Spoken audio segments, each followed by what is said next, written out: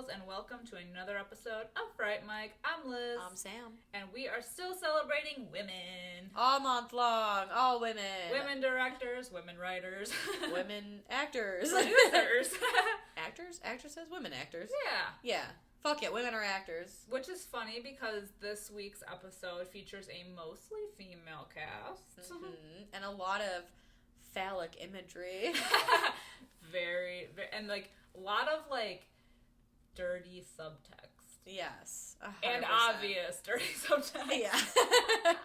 Nothing is left to the imagination. Yeah. We are, of course, talking about The Slumber Party Massacre and Slumber Party Massacre 2. First up on the docket, we have The Slumber Party Massacre 2. I always want to just call it Slumber Party Massacre. I know. But I always forget that it's The Slumber Party Massacre. But is the second one The Slumber Party Massacre 2? No, it's just Slumber Party Massacre 2. That's why. Weird. And then there's Weird. a third one, and I think that's also just Slumber Party Massacre 3. Have you seen the third one? No. Me either. I heard it's awful. It's funny because I do want to, because I guess I'll just say that I'm so excited to do these movies because I love them. So we'll start there. But I have not seen the third one. It's hard to come by. Yeah. Wait, what the hell? Isn't it on Shudder? No, they have the first two on Shudder. Interesting. Yeah, like they don't acknowledge the third one exists. There's a kill count on the third one. Maybe that's the only way I'll be able to watch. I know. Because I saw it on YouTube and I was like, do I watch the kill count for it just to see, like, get an idea? But I'm like, no, I want to go in blind. Yeah. I need to know how they're gonna make a different killer if they did. I know. Because these two are so different. So first of all, I will preface this by saying both movies, gems. Oh, yeah. Total gems. Very different vibes. So different. Very different vibes. The first one is a real, live, flesh and blood killer with a name and everything. The second one is like Freddy Krueger. Oh my god, I'm so glad you said that because that's written all over my notes is how much the second movie is a fucking Nightmare on Elm Street movie. 100%. 100%. Like, he is, if Freddy Krueger was like a greaser, a musical greaser. Yes. Like if Grease and A Nightmare on Elm Street had a baby. And that baby carried a drill tar. Drill tar. There's a lot of drills. We had the Drildo from last week in Satanic Panic, and now the Driller Killer. The ultimate Driller Killer Thriller. Ooh. I'm so excited. I know. I'm so excited. Cheesy movies, especially from the 80s, that's like our bag. Yeah. That is our bag. Baby. It is. It is. I love cheesy movies. Yeah. And these are two of the best. Yeah. They are. Truly. I remember when I first found these movies, I had no idea what I was in for, but goddamn was I pleasantly surprised. I don't even remember where along the line I found these movies. Did you tell me about them? Probably. You had to have, because I find some weird shit, and I'm like, you need to see this. Because I think I watched these both in quarantine, and I have just never stopped watching them since. Oh yeah, there's like a monthly rewatch that happens. Especially the second one. The second one, yeah. Although it's like,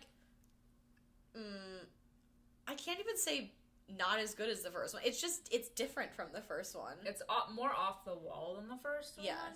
I'll say. Yes. It's so entertaining. It's definitely less believable.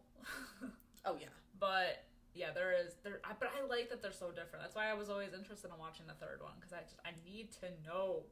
I know. I feel like this, 1 and 2, Slumber Party Massacre 1 and 2, are kind of like Sleepaway Camp 1, where it's like, oh my god, these are so good.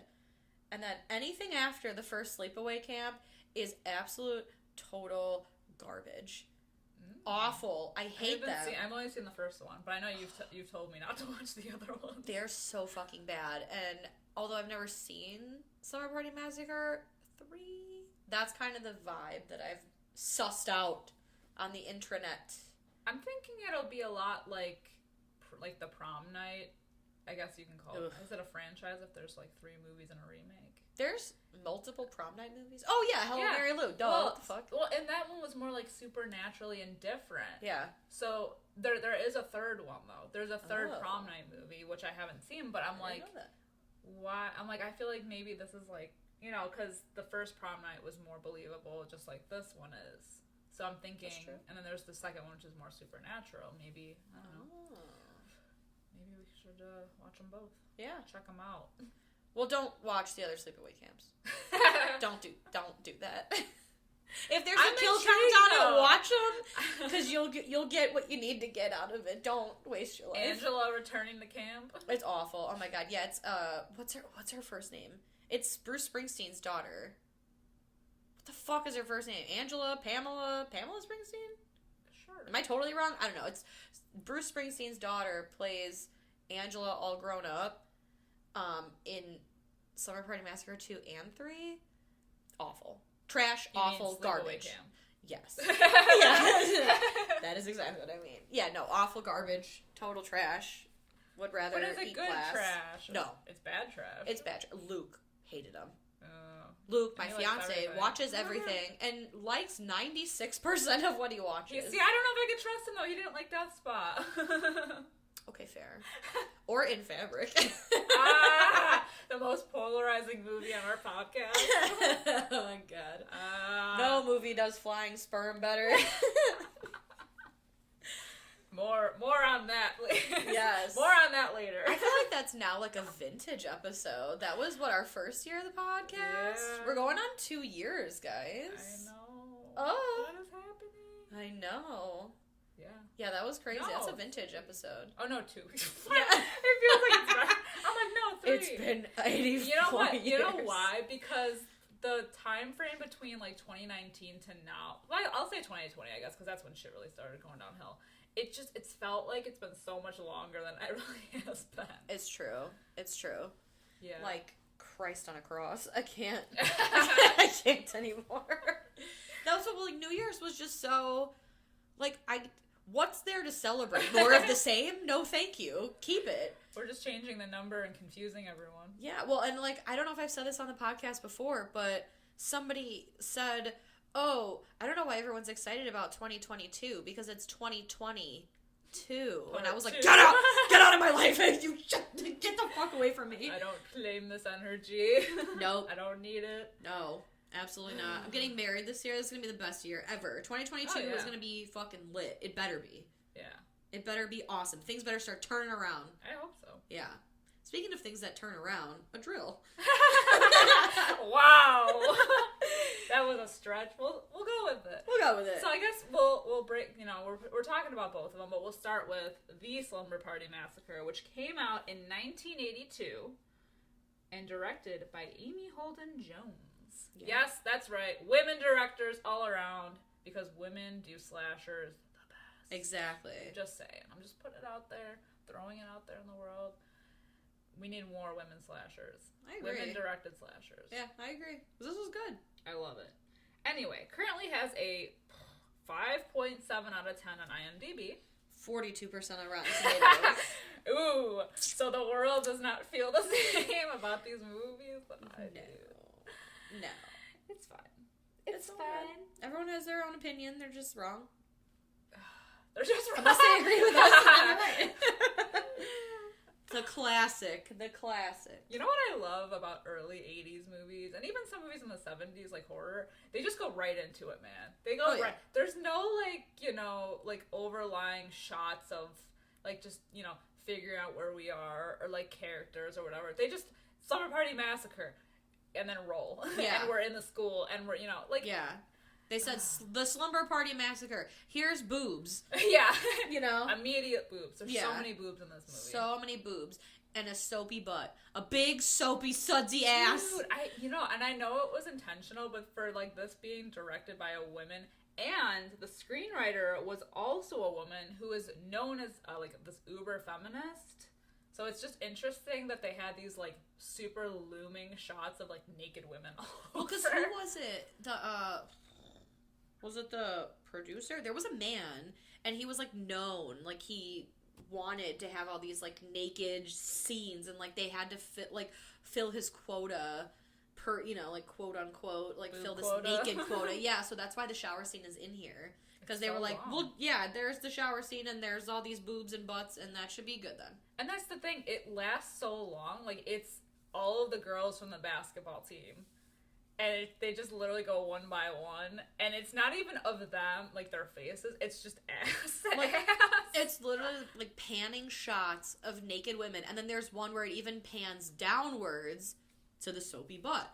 Yeah. We get pan across, pan down, just But the thing, tits and ass everywhere. and that's the thing about this movie, is that I think they're making fun of that. I would think so, yeah. Because look at how, like, dopey they make the male characters in this movie. It's Mhm. they're all about, like, ogling and oogling over the females in this movie, and I think it's intentional. And the females... I could be wrong. No, I believe that. The females in this movie are also playing Lester. I mean, I don't want to say that, but they're all doing things that back then would be considered a male's role. Like, we have the woman who's like Rosie the Riveter that gets killed in the van. She's an electrician. Oh, yeah. Which is, a man's job. And then there's the women playing basketball. And it's like, women's sports, oh! And then even at the slumber party, they're talking about the score of the game. And they get so into it that they call their fucking coach. Like, these women are sitting around talking about sports, playing sports. They're electricians. They're, like, all these male...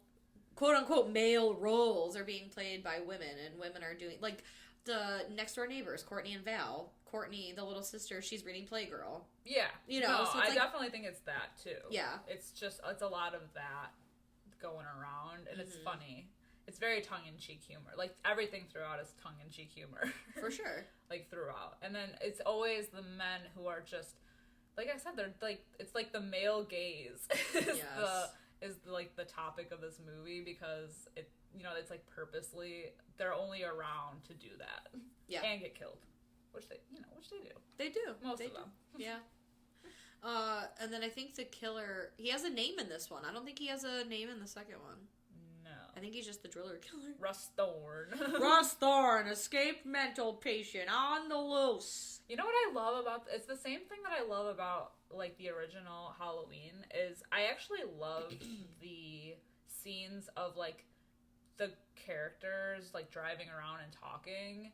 Like, this movie has it, and then they have it a little bit in the second one, too. I just feel like their conversation is, like, a genuine conversation that, like, women would have. Yes. Like, even when they're at the sleepover or the slumber party, and they're talking about, like, they're not just like, oh, boys, and oh, this, and like, they're talking about their passion, which is their basketball. Right. I feel like I'm making this so serious, even though it's, like, such a goofy-ass movie. No, it's true, But it's interesting, like, how they approached it as women directors. Mm-hmm. And all the symbolism they put in there that I feel like women are putting in there to, like, like the scene with the drill that resembles, like, a dick in the garage. Oh, yeah, the drill that's always pointed downward exactly. in between his legs at them. Oh, yeah, that. Yes, and then I think it was, I don't remember if it was the director that said it, but they were like, oh, yeah, it's definitely, like, blatant symbolism for, like, losing your virginity, Here's this woman down on the ground looking up at this thing, thinking. I was like, oh, well. Yep. His heaving member. His Gross. Equipment. I know, it's so sick. I need to do an audiobook. Oh, yes. Of erotica. Holy fuck. Please, everyone, go listen to Gilbert Gottfried reading 50 Shades of Grey. Holy fuck, is that erotic? And this movie is erotic.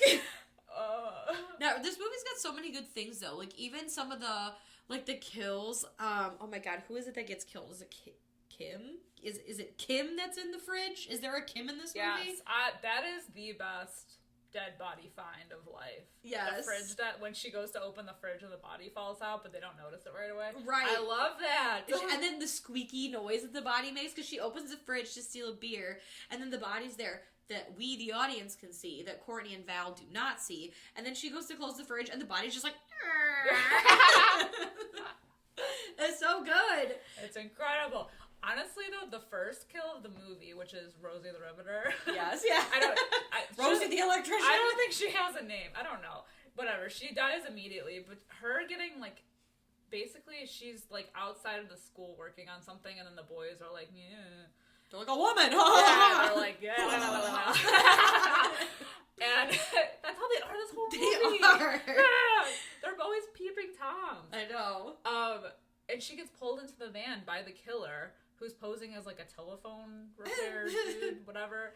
But, like, it's very Randy from Scream. I was like, the excitement. I was gonna say that. I was like, it reminds me of, like, Randy from Scream 2. I know, so I wonder if that's, like, a nod to this movie. And because we just did that, we didn't even mention it. I mean, like, come on. They do, in the second movie, they do have a lot of, like, horror movie, like, director names. Exactly. And characters, so I'm thinking something is... Especially because her kill was off-screen in the van. Or, I'm sorry, Randy's... Yeah. Her kill was off-screen. Randy's kill was off-screen. But they don't find this girl's body the way that they find Randy's body. At least we don't see it. No, we just see her screaming in the back of the van and then drilled to face. Yeesh. And then the second kill of the movie, also pretty sick. And it's got a... Well, I guess the kill is lame because it's off-screen. But, like, the chase scene... Yeah. Of that girl, Linda. Oh, I know. Okay, so, yes. Yes. I love this scene because, I don't know, like, there's just something about, like, teens running around in, like, high schools. Like, especially because this one looks like, it's like it's shut down for the day, and everything is locked up, and it's like, I don't know, the teacher was supposed to unlock it. And she turns up later, so... Yeah, or the coach. Yeah. Where the fuck was she at? Yeah, I don't know. Huh. But I love it because he's just randomly in there, and she's, like, huddled under the counter after she gets, drilled. Yeah, she gets drilled in the arm, and it's, and it's bleeding everywhere, and the only way he's able to find her is because it's leaking under the door. Ugh. And she grabs the towel, because she realizes that she's trying to mop it up, and it is too late. Too late for you, Linda. I know, you just hear her scream, but oh my god, the chase scene is so good. They use the space of the locker rooms and the school and everything. They use it so well. Just the movements. It's like such a good cat and mouse scene. It is really sick. Through the locker room. Yes. I feel like this locker room, I don't know if like every high school's locker room just looks like this, but it looks like the one from like Carrie and like Prom night. Yeah, prom night too. Like, Yeah, I know. I had 3 gyms at my high school, and none of the locker rooms looked like that. Yeah. Period. And then there was also a swim locker room, which also didn't look like that. Yeah. I think they used the same one. But I do love a good locker room chase scene. Me too. Or anything that happens, because Hello, Mary Lou has the same, like, the locker crush scene. So a wop babaloo and a wop bamboo. Smoosh. Oh, so fucking good. Oh, God. So good. Yes. Trish is like I want to say she's like the main girl. She is the main girl for a while until we meet Valerie and then her sister. Yeah. So I guess technically they're both final girls. But I love how like Trish is walking home from school and it's like is it her that tackles the football player guy? She's like walking and he tries to sneak up behind her and she just like tackles him to the ground and I'm like, she's so much smaller than he is. It's interesting. I think that's her. Yeah. Yeah. I think so. Yeah, but then he doesn't show up later, does he? I don't know. Honestly, the men are interchangeable to me. That's what I'm saying. Like until like the end, there's only like 3 of them. Yeah. And then the neighbor. So it's like whatever. Yeah, Mr. Contant. The creepy neighbor, which I want to talk about when we get to that part. But like, his role and the coach's role confuses me. Yeah. Because she shows up later and I'm like, why? Like, the neighbor is obviously supposed to be a red herring, but we already know that there's a killer. Because he's, like, weird and creepy. Well, it's weird that her parents go away for the weekend, and they're like, yes, our male neighbor will look over, like, after our teenage daughter. Yes, our 18-year-old teenage daughter. Yeah. Like, what? I like that they make it a point to put that line in the movie, too, when her parents are like, we're leaving now, and she goes, I'm 18 years old, Mom. Okay, so then, is that to make me not feel weird about seeing your boobs, or, like, what? Because... I don't know. There's so many slasher movies where these girls are in high school and they're like tits out. Yeah. I don't know. Well, she throws away her dolls in the beginning of the movie. It's true. So symbolism that she's become a woman. Ugh. She don't need that shit anymore. Bless, yeah. I thought that comes... No, never mind. I was like, I thought that comes when you get your period. But good for her. Throw those dolls away. Yeah, the whole neighbor thing is weird because he just kind of shows up and then he's there. He like comes in her house when she gets home and she's like alone and she thinks she hears something and he's just like there and we're like, why? And then he shows up later when her friends. Yeah, when her friends are there. Yeah, sir, are you letting yourself into my home? And he's like, oh, I won't tell you, because they're smoking. Right. So, I don't know. It's just weird. Yeah. I don't know if it was just to have, like, another person, another body. I just feel like it was just really weird to have him in the movie. It's fine, though. Yeah. It is what it is. I also think it's interesting because when the girls do show up for the slumber party, the killer is, like, in the bushes outside. Yes! Like, he's already there. How did he know about the slumber party? I don't know, but even, like, at the end of the movie when he's about to, like, barrel down Trish before Courtney shows up with the machete, and he's like, I love you. I love you. Don't you love me? I want you. I've been watching you. Like, what does he say? He says, you must have to love somebody a lot to have, like, to be, like, this passionate about something. Yeah. You don't know me. You don't know me. How do you... Like you said, how did you know that this was going down today? Where did you find me? Yeah, because he was at the school. How does he even know where they live? Like, exactly. He was at the school killing Linda. Yeah. I don't know. This guy is somehow more confusing than the driller killer in the second movie. He's a regular Michael Myers roaming around the neighborhood finding all the teens to kill. It's crazy. But I do love that he's keeping count of his bodies. He's very organized.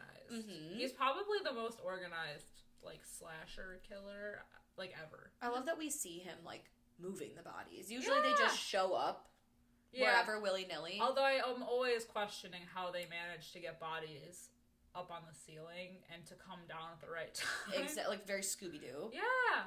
Because lifting, first of all, Russ Thorne is not a strong-looking man. Isn't that his name? Russ Thorne? Yeah, Rusty Thorne? like a rusty drill. Bitch. But Russ is not, like, a buff man. No. He's really average looking. Yes. He reads, like, 5'9" energy, like, size 8 woman's shoe, like, medium jacket that you get from, like, the women's section of JCPenney. Like, that's very much like his oversized build. Yes.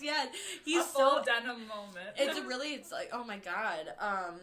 And he manages to just drag these bodies. Granted, a lot of them are females, and But some are male football players. Right, like that big guy. And the girls all play sports. They got muscle to them, and true. It's like, let's just say that they're each, like, the females. Let's say they're each, like, 120 pounds. That's 120 pounds of dead weight.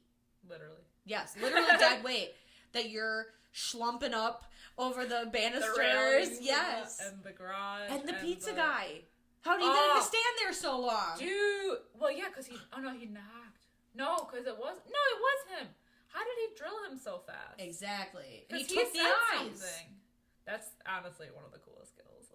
Yes. Because at that point, so, like, you get the little ASMR, little knock on the door, and he said, what's the damage? Because, they want to know how much for the pizza, and he goes, 6 so far, but if you've been counting, only 5 have died, but then when you open the door, the pizza guy's eyes are gone, so it's like, well, he's the 6th one.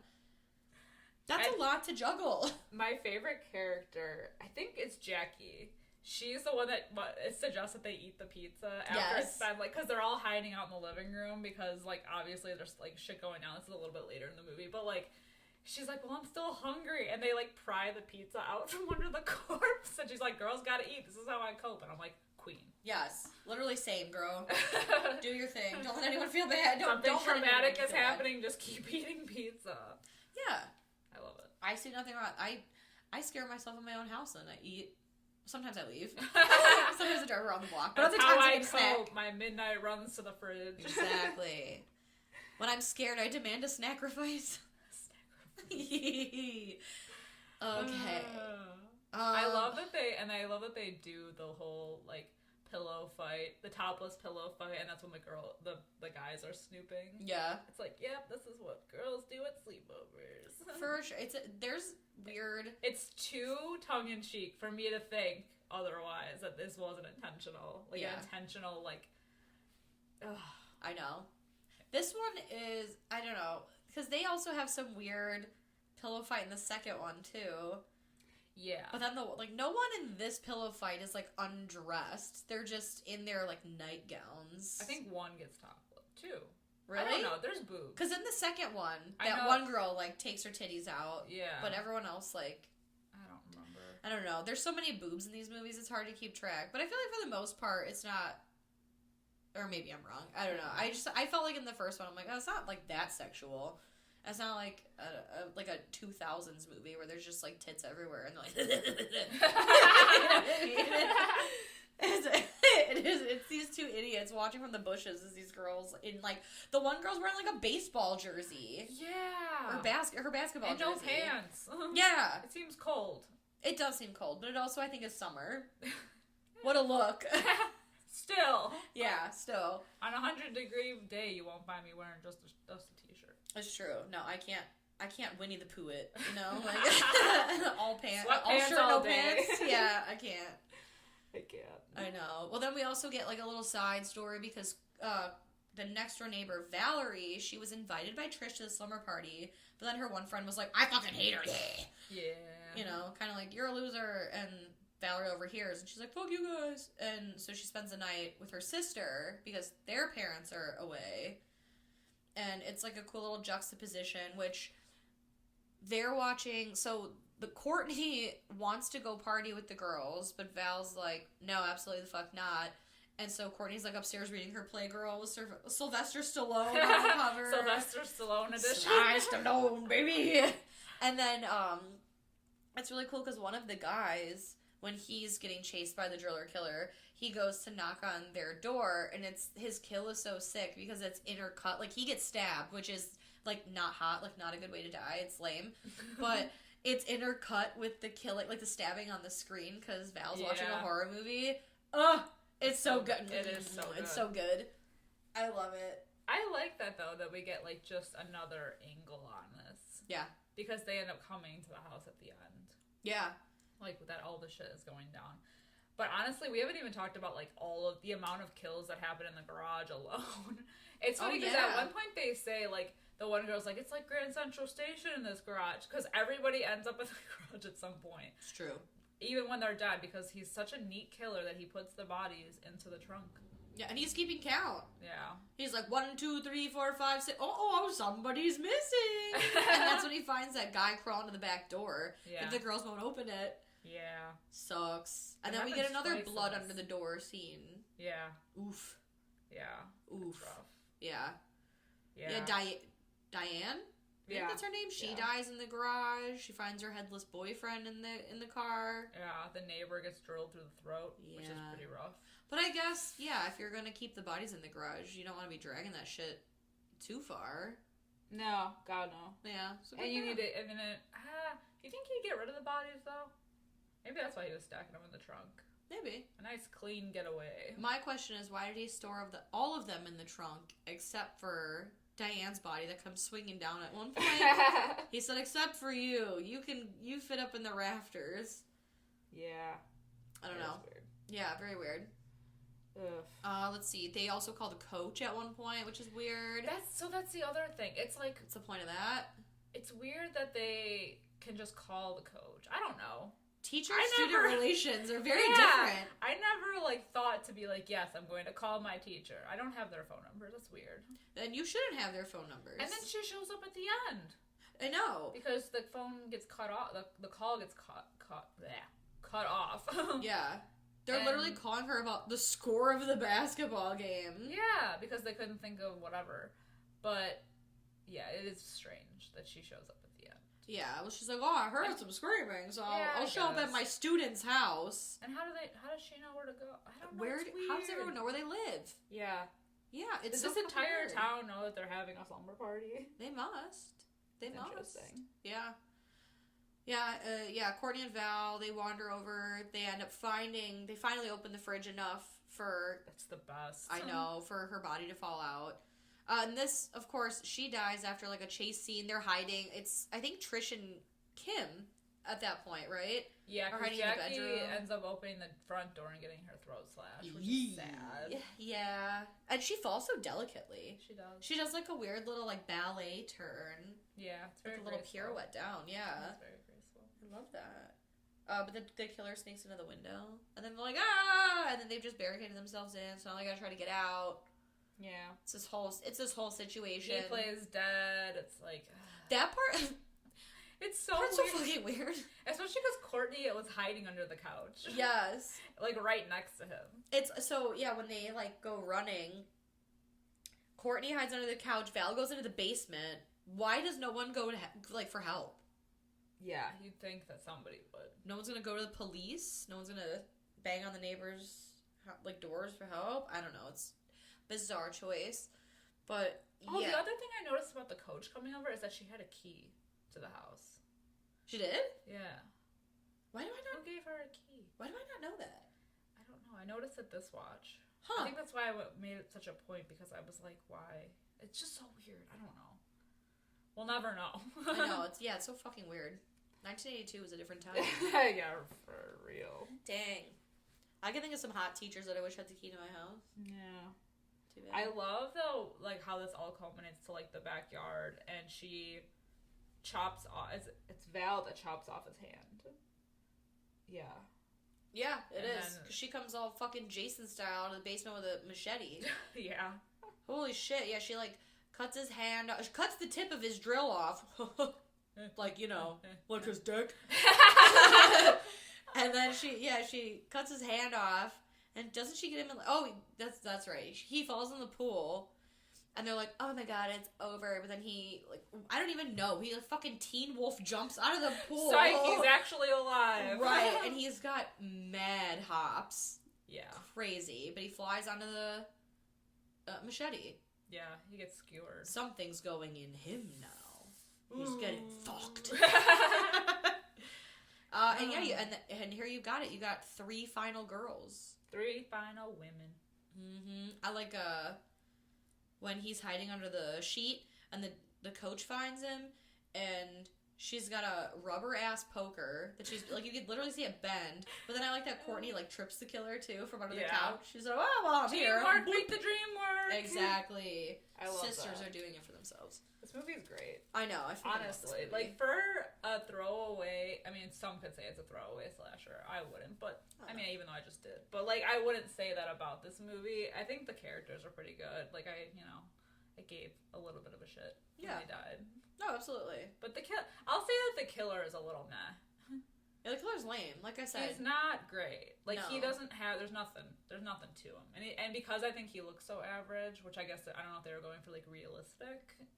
You know, it's whatever. I've seen worse, but I've definitely seen better. he looks like, for the most part, for just having broken out of an insane asylum, looks very well kept. Yeah, where do you get the jean jacket? Exactly. Maybe he killed the telephone repair guy. So I definitely think he stole her clothes, which is why I said, again, like, he looks like the guy that could fit into a size medium ladies' clothes from, like, the sales section of JCPenney. He's I don't know. slender, and yet somehow he can, like, carry all these bodies and put them in the trunk. Yeah, exactly. Without being found. I know. Reeks of 5'9" energy. I love it. Mm-hmm. So, let's get to the ratings of Slumber Party Massacre. Oh, I'm sorry, the Slumber Party Massacre. What is your rating?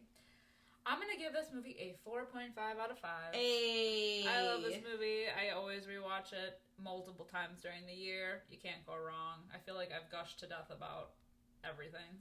So I'll ask you. How about you? I'm going 4 out of 5. Yes! Super enjoyable, great time. It's like such a good bad movie. Yeah. You know, definitely more serious of a slasher than the second one, but still so much fun. Yeah, it's so much fun. It's a good summer watch. I stole the words right out of my mouth. Yes, it is a great summertime watch. Oh, so good. Next up, we got Slumber Party Massacre 2. Currently has a 4.7 out of 10 on IMDb. It surprisingly and weirdly has no Rotten Tomatoes score, but it does have a Rotten Tomatoes audience score, which was 37%. Oof. Rough stuff. So this one came out in 1987, so 5 years after the first. It's still directed by a woman, though, Deborah Brock. Mm-hmm. Incredible. Yep. And it picks up where so Val and Courtney were like the neighbors across the street. Now we're following Courtney, the little sister, in this movie.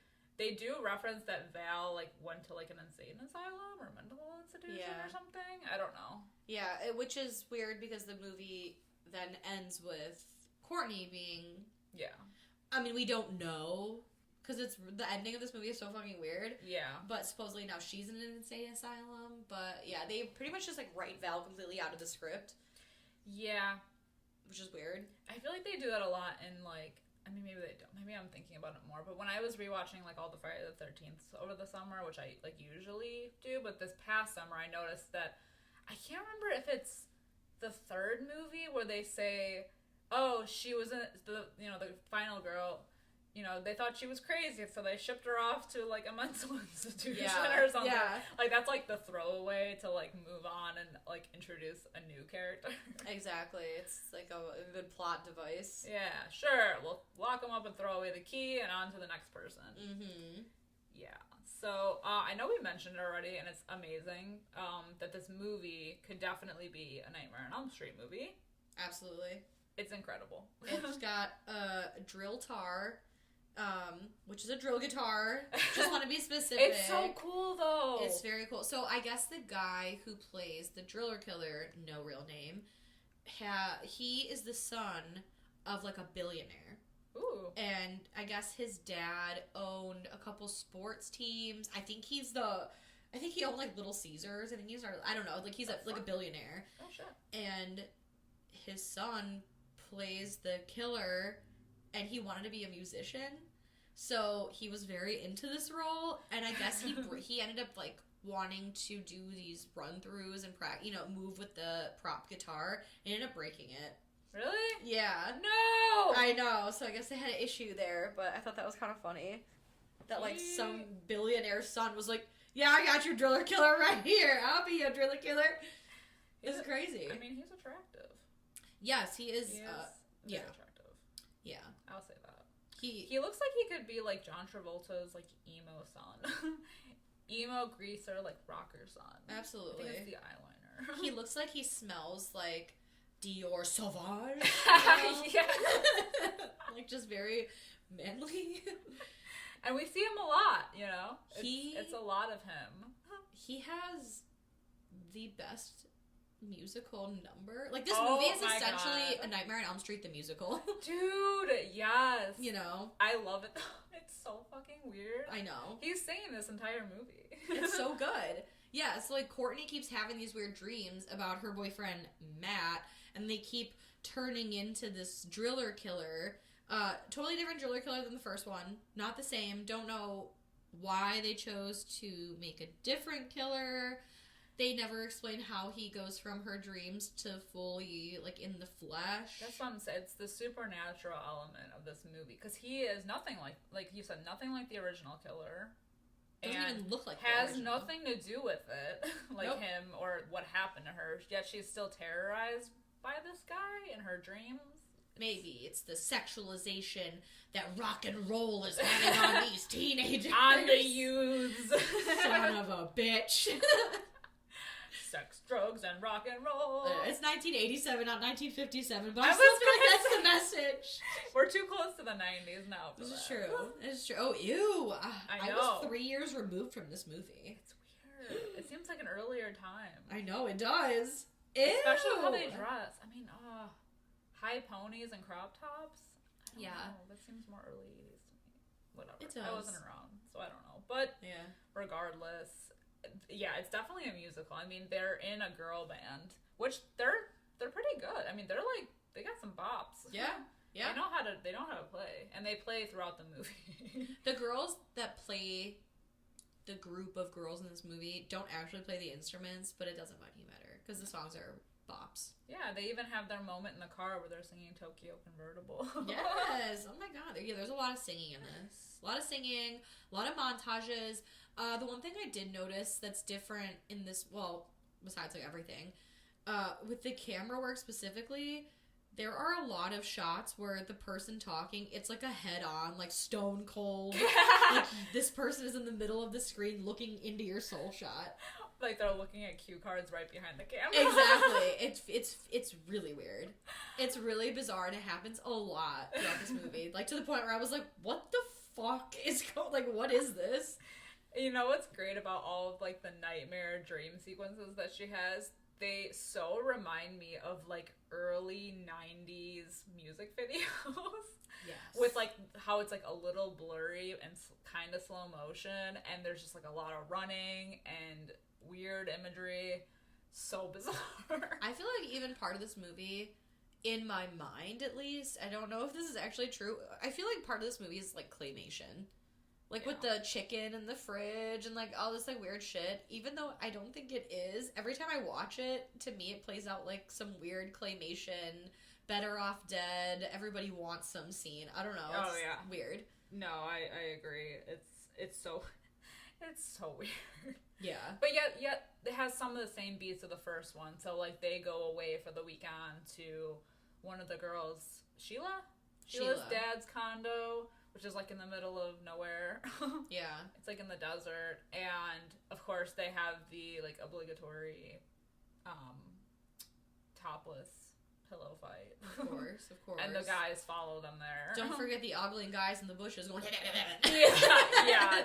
The men follow there, and of course they're trying to scare the girls, and yeah. Mm-hmm. Same shit, different day, different movie. Yeah, they have hella snacks though. Hella snacks and wine. They have a pool in this one too. Yeah, it's like I don't know where they look like they're in like Nevada or something. Arizona. I feel like this... It's a little out of the suburbs, but it's fine. I feel like this scene was like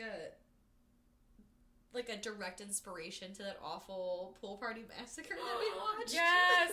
You mean a movie that was only the poster was good? Yes, exactly. It was so fucking terrible. It is true. Yeah, because they sit at that pool forever.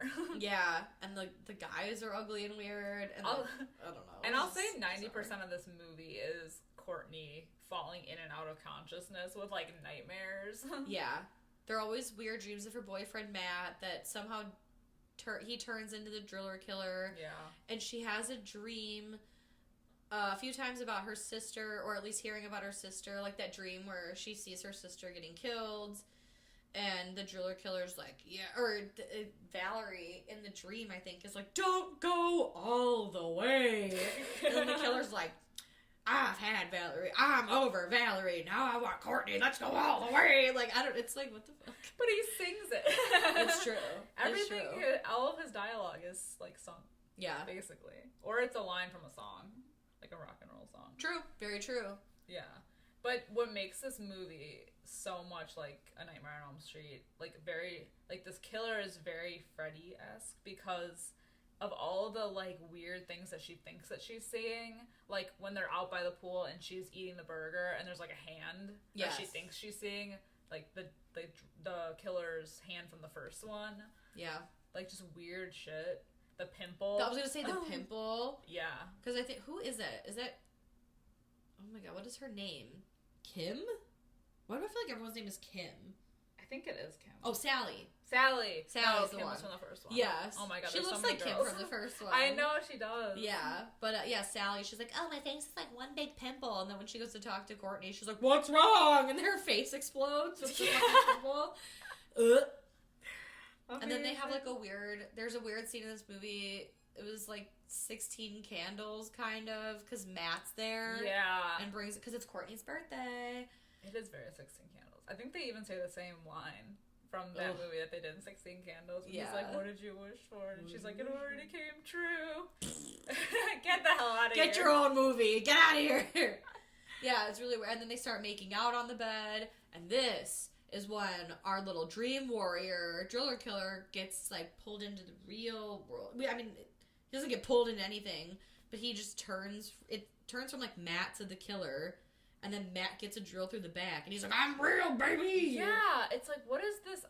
There has to be something to this. Like, is it just like that weird that he's supernatural, and we just are led to believe that like he just appears, or was he real all along and he's just there? Is this like a Conjuring situation where they make her so weak that he's able to come through? I don't The loss know. of virginity is like. Yeah.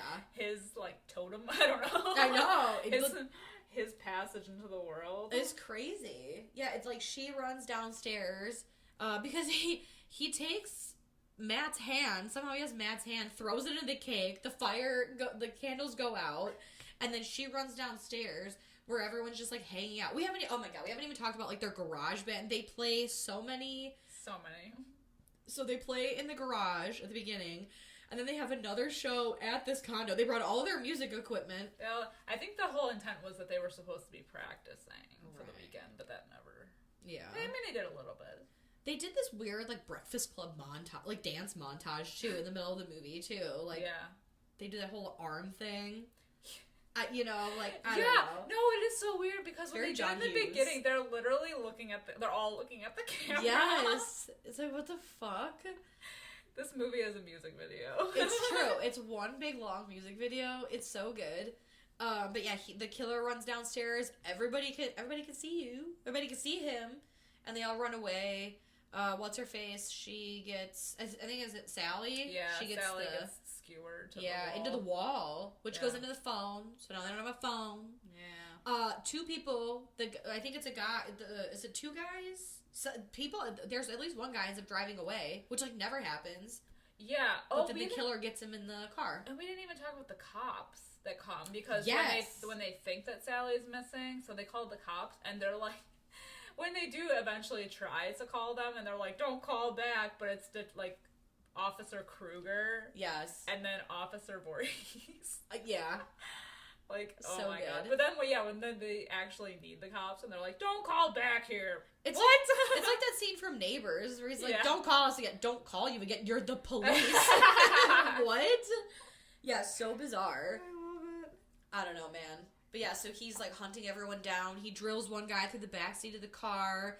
The other, there's another guy that runs the neighbor's house. Everyone's just getting like kebabbed left and right. He kills TJ. And we didn't even talk about how much of a wiener that TJ is. I mean, they're all kind of wieners, but he is like next level wiener. Yeah. So the name like TJ. Yeah. Ooh. He gets what he deserves. Yeah. He got. Yeah. I don't know, man. Yeah. The only thing that really matters in this movie is the musical number that ensues. This very long. It all culminates because they're running around the neighborhood and then they go back to the house for some reason. So the girls are like barricading themselves upstairs. And our killer decides to just full on do a like singing, dance, guitar playing, musical number in the living room. I'm talking costumes. I'm talking choreo. I'm talking lighting. I mean, incredible. Like breaking the fourth wall, stares at the camera, music video style shit. Like he has his moment. Like this billionaire son wanted to be a musician so bad and wanted to be in his own like little musical world that he broke character of being a killer and he's just a musician now. It's true. He said, I need something for my reel tape and it's going to be a 4-minute long music video in the middle of this movie. Yeah. And then he even goes upstairs where Sheila is in the hallway trying to get into the barricaded door. And they won't let her in. And he's just like dancing around her before fucking killing her. Yup. Amazing. Oof. Why wouldn't she run at that point? I don't know. She's just laying. Because she's a helpless woman. Yeah. God forbid we try to outrun. Yeah. Before tripping like 5 times. That's crazy. And then I do love that there is like also a continuation of this musical number a little bit through a random like construction site. Yeah. It's like a new home development site. Yeah. It's crazy. It's amazing. Because at this point, there's just 2 of them left. It's Courtney and whoever the other one is. Yeah, the other one that doesn't matter. Yeah. So death blows. This is lame. Yeah, and it's amazing that I actually really like this part because like the other girl that's with her, he keeps like slowly killing her, Yeah. basically, by, like, slashing her back and drilling this, and she's, like, bleeding everywhere, and they're running around all over the place, and he's still, like, singing. It's true. It's crazy. And then the lighting in this, too. It feels like one spotlight is, like, following them around. Oh, yeah. Yeah, it's amazing. It's bonkers. But in the end, she ends up lighting him on fire, which is amazing. But does she really? But that's the thing. The ending of this movie, man, I don't know. Which one? Ugh. There's like 4 endings. Well, I guess 3, right? Because she lights him on fire. And then there's the scene where is it Amy? The one that was with her at the end? I think it's Amy. Her body's on the stretcher. And when they peel back the sheet, she's laughing, but in the killer's voice. So and then she wakes up. So it's definitely supernatural. He's just making his way into the world by person. Right. So then it's gotta be. Courtney wakes up, and she's in bed with Matt. But we know Matt's dead. So we, like, know this is a dream already. And she's like, oh, Matt, and then Matt is the driller killer, and he's like, hello, baby. I mean, essentially, he, like, big boppers the bitch. With the leather gloves. Exactly. And then she wakes up again in a mental institution, and the drill is coming through the floor. They couldn't decide which ending to go with, so they're like, let's do all of them. Yeah, it was like Wayne's World. Or it could have happened this way. Exactly. I love it. I know. So... I fucking love this movie. It's got wine, it's got pizza, it's got rock and roll, a hot killer, and some catchy songs. Yeah. What more could you ask for? It's great. I know. love it. Oh, I like their bikinis a lot. They have cute bikinis. They do. And they have really, this movie has a lot of funny one-liners too, so it's got that. Yeah. Yeah. I definitely think it's like heavily influenced by A Nightmare on Elm Street, Freddy Krueger as a killer, but they just like they just took it to a whole like weird level with the music. I want the elevator pitch for this. They said, "Oh, you know that movie, The Slumber Party Massacre? Now hear me out." I want to know who greenlit this. Who was like, "You sandbagging son of a bitch, I'm in." So, Slumber Party Massacre meets Freddy Krueger meets Grease meets a musical. Exactly. Yeah. And there's also a chicken. A killer chicken. Yeah. It's great. And a bloody bathtub. Oh, yeah. The bathtub was like a direct... That's like a direct call to Nightmare on Elm Street. I mean... Like, you can't deny that. I'm here for it. I'm also here for it. I'm living. Living, breathing, sneezing, crying. Thriving. Yes. Oh my god. Was there anything else you want to talk about? I don't think so. This movie is incredible.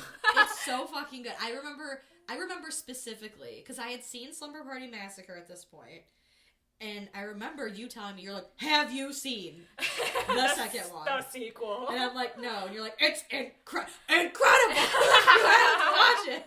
Tell me what you think. And that's why I want to see the third one. I want to know if it gets more off the wall than this. If you guys have seen the third one, please, without spoiling anything, I mean, I guess you could, because who gives a shit? But let me know. Is it worth the watch? As good as any of these, because goddamn, my ratings reflect. True. Now let's get to the ratings for this one. All right, Sam. What are you rating Slumber Party Massacre 2? I'm going 4.5 out of 5. I'm going higher. Yes. Woo! Higher. Do I need to say anything else? The reasons, they speak for themselves. I know. Come on. This movie's great. And I'm now realizing that I flubbed my first rating because I already had them pre-rated. I gave the first one a 4 out of 5 and this one a 4.5 out of 5. Yes. So yes, we both prefer the sequel. I love the first one too, but there's something so fucking off the wall about the second one. So fucking good. So good. It's amazing. Like, if you want a serious 80s slasher movie, don't look here. Don't come here. Don't knock on this door. You will be disappointed. Just go into it looking for a great time. I think this is a good movie to put on, like, if you have a group of friends over. I'm pretty sure that's how I had you guys watch this movie first. We kind of were, like, all at my house, and it was on, and it's just, like, fun and so weird. But I definitely, like, enjoy watching it alone, too. So, like, I can let go of any expectations that I have Like, with any movie, really. It's a great movie to throw on for a party, for a sleepover, for when you're doing chores. Just, it's one of those, I hate to say feel-good movies, but it is like it's a comfort movie. It is. A comfort movie. It's true. It's a comfort slasher directed by bomb-ass women who have really gnarly ideas. Amen. Love that. Fucking preach. Alright, guys, we're putting away our drills. My dildo. My dildo. My boner. It's down. I'm putting away my boner. And I'm spent. Let us know what you think of both The Slumber Party Massacre and Slumber Party Massacre 2. Do you love them? Do you hate them? Have you seen them? Have we convinced you to watch them? If not, what are you here for? No, I'm kidding. No, for real. Why are you here? We've gushed enough. Let us know your thoughts over on Facebook, Instagram, Twitter. We're on YouTube now, so hit us up with a comment over there. Go ahead and follow us. Let us know what you think about these movies. If you're looking for more content from us, you can help support the show by heading over to patreon.com/Fright Mic Podcast. We got bonus episodes over there. More spooky shenanigans. Woo! Exactly. We're a good time over there. We're a good time here, but we're a great time over there. We're a better time over there. Exactly. No clothing optional over there. Yeah, we got some fun stuff for you this month. We covered Scream last month. Hell yeah. So, very exciting things. Exciting things are coming.